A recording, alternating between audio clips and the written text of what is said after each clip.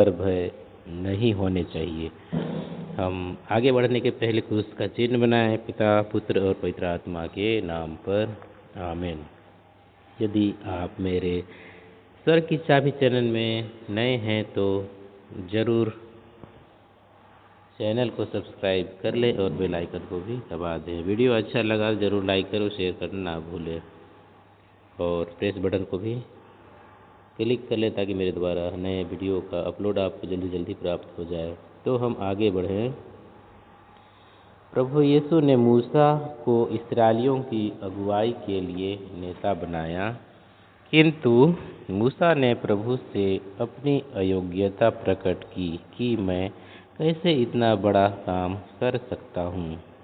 हम सबको यही बात प्रभु कहते हैं।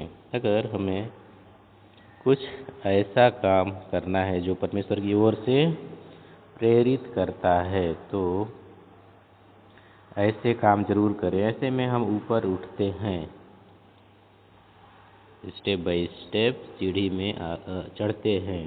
यदि हम में हीन भावना उत्पन्न होती है और हम ईश्वर के सामने अयोग्यता प्रकट करते हैं और आगे जाना नहीं चाहते तो परमेश्वर तथा शैतान की लड़ाई में हम अपना योगदान क्रमशः नहीं देते हैं। इससे इसका प्रभाव आगे चलकर हमें देखने को मिलता है। यदि हम ईश्वर को जानते हैं तभी ईश्वर को योगदान दे सकते हैं। नहीं जानने पर स्वतः शैतान को योगदान मिलता है। परमेश्वर हमें या किसी को ऊपर उठाना चाहता है और कभी भी परमेश्वर किसी को भी उठाना चाहे तो शैतान कभी भी दखल नहीं दे सकता। लेकिन फिर भी हम परमेश्वर को कितना योगदान दे सकते हैं वह हमें परखना चाहता है। यही कारण है कि लोग ऊंचाइयों से बिल्कुल नीचे गिर जाते हैं। वे परमेश्वर को नहीं जानते तो परमेश्वर को अपना योगदान देते और नीचे नहीं गिरते। डर भय यानी शैतान व्यक्ति के इर्द गिर्द मंडराता रहता है। यदि हम परमेश्वर को अपना योगदान देते हैं तो वह कुछ समय के लिए दूर तो जाता है लेकिन वह मौका देखकर फिर वापस आता है। तो हमें इसके कारण यानी उसके तंग करने के कारण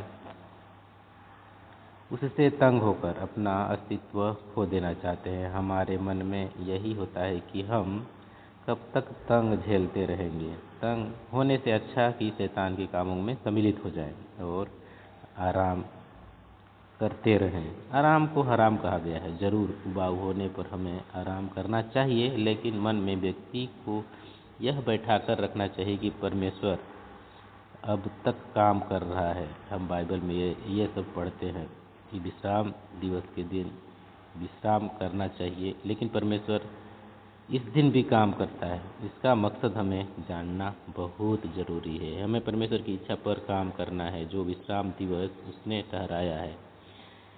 इससे पता चलता है कि हम विश्राम की भी बहुत आवश्यकता है। अपने जीवन में शैतान को प्रवेश करने और काम करने देने से बचना चाहिए। डर भय तो शैतान का देन है।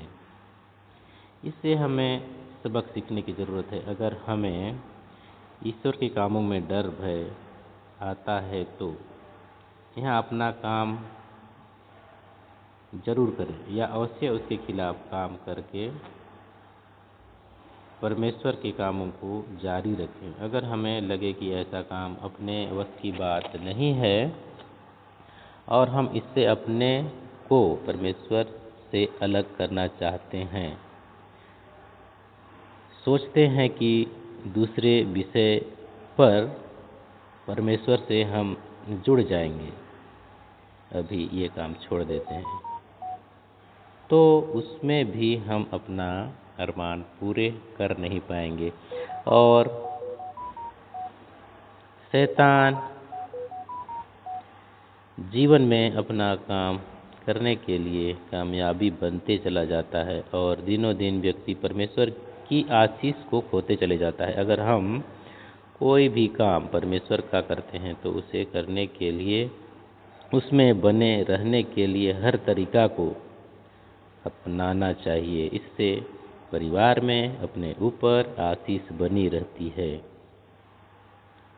डर भय कुछ समय के लिए रहता है, उसके चले जाने के बाद हम चैन की सांस ले सकते हैं तथा रिलैक्स कर सकते हैं। हम अपने कामों में कितने ही अयोग्य क्यों ना हो, अगर कोई भी कार्य ईश्वर का कार्य है तो हमारी थोड़ी सी भी योग्यता से काम चल जाता है, तो उसमें हमें बने रहने की ज़रूरत है। वह हमारी आगे बढ़ने के लिए आधार है। वही आधार तब मजबूत हो जाता है जब हम ऐसे कामों में लगातार या तो हमेशा बने रहते हैं। थैंक यू दोस्तों।